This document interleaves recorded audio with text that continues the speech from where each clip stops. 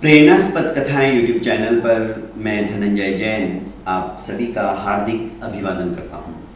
छोटी सी कहानी डीजे की जुबानी। दोस्तों, समाधान दिन रात मेहनत करता था क्योंकि उसके सपने बहुत ज़्यादा ऊंचे थे और उसने ये सोच लिया था कि आज यदि मैं मेहनत कर लूँगा तो मेरा फ्यूचर बहुत अच्छा होगा। और फ्यूचर को संवारने के लिए आज के महात्म्य को समझकर वो ये भूल गया कि मेरे साथ मेरे अपने भी कोई है और जो समय आज मैं अपनी खुद की अभ्युन्नति के लिए दे रहा हूँ, अपने फ्यूचर के लिए दे रहा हूँ, वो उसमें से कुछ समय निकाल कर मुझे अपनों को भी देना चाहिए। पर ये बात समाधान को समझ में नहीं आ रही थी। उसे समाधान ही नहीं था अपने कार्य से कि बस दिन रात मैं मेहनत करते जाऊं और इतना पैसा कमाऊं कि मेरा फ्यूचर आराम के साथ में व्यतीत हो। घर वाले कई बार उसे कहते कि बेटा 5 मिनट तो बैठ, हमारी बातें तो सुन। पर वो कहता नहीं मम्मा, मेरे पास समय नहीं है, मेरा एक एक मिनट बहुत कीमती है। पिताजी बरबस आंखों से उसको आते और जाते हुए ही देख पाते थे। पिताजी से भी बात करने का उसके पास समय नहीं था।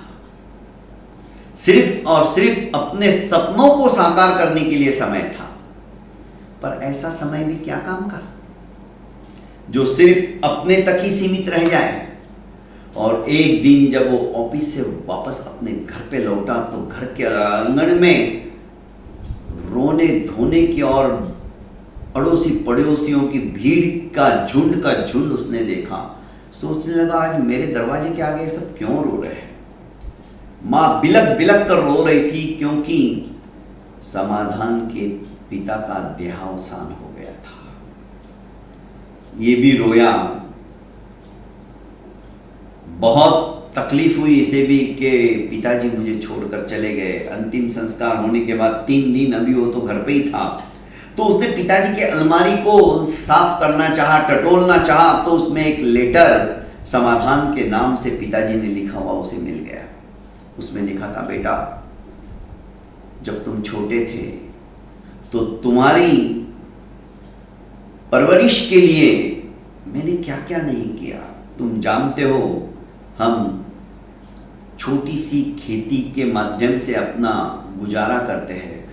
तुम्हें पढ़ाने के लिए, तुम्हें लिखा कर योग्य बनाने के लिए मैंने किसी तपस्वी की तरह ही भयंकर तप किया है। तुम्हारी माँ ने भी कड़ी तपस्या की है, तब कहीं जाकर तुम इस योग्य बने।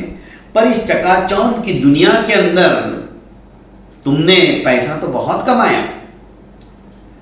पर जो अपने हैं तुमने कभी तुम्हारी माँ को समय नहीं दिया, तुमने कभी मुझे समय नहीं दिया। यहां तक कि जब तुम्हारी पत्नी आ गई उसे भी तुम समय नहीं दे पा रहे हो। पर बेटा एक दिन इसी समय के कारण से तुम्हें पश्चाताप होगा, पर तब तक बहुत देर हो चुकी रहती है। बेटा पैसा ही सब कुछ नहीं होता है, सबसे जरूरी और कीमती पैसा है तो अपनों को समय दो। तुम किसके लिए कर रहे हो, किसके लिए इतना सब कुछ कमा रहे हो?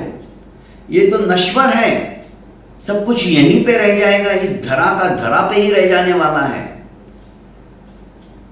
इसलिए बेटा कम से कम अपनी फैमिली को तो भी आप समय दीजिए, परिवार को समय दीजिए, समाज को समय दीजिए, देश को समय दीजिए।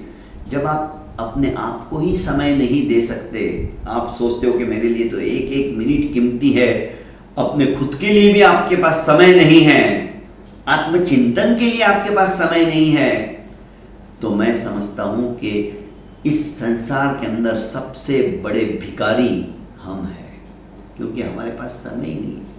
समय इतना कीमती है, उस कीमत को पहचानने की यदि हम कोशिश करेंगे तो मैं समझता हूं हम अपने घर परिवार को सुंदर बना सकते हैं, समाज को सुंदर बना सकते हैं और देश को सुंदर बना सकते हैं। बहुत बहुत धन्यवाद दोस्तों। प्रेरणास्पद कथा यूट्यूब चैनल को लाइक कीजिए, सब्सक्राइब कीजिए और ज़्यादा से ज़्यादा अपनों को शेयर कीजिए। प्रणाम।